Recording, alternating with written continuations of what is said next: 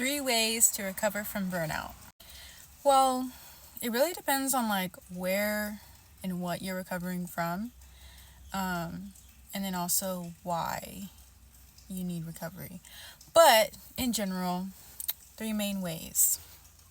The first way is to focus your attention more on your personal relationships more so than your professional relationships. So putting a pause on all the professional networking and all the things and looking more towards your relationship with yourself and the relationship with your spouse, significant other, your family, your close friends, and nurturing that relationship. That's one. The second way is travel, okay? Unplugging from social media, from all the things that you have to get done and need to do, and actually going and traveling somewhere away from what you see on a day-to-day basis. And if what you see on a day-to-day basis is your phone and your computer screen, then maybe all you have to do is book yourself or your spouse book you a hotel room, 30 minutes away, and you have that space to yourself for the weekend, for 24 hours.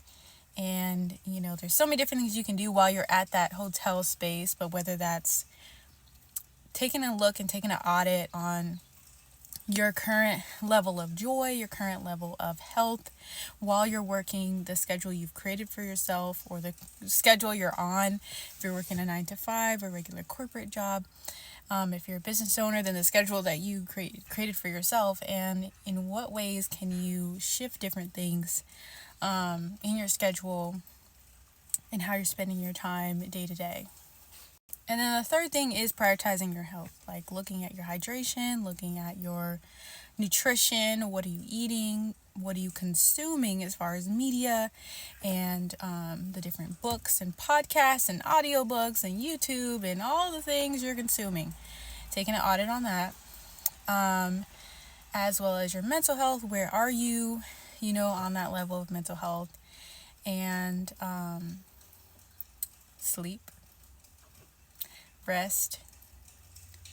These are the foundational elements of wellness. So you really want to take, an audit on that and see where you're at.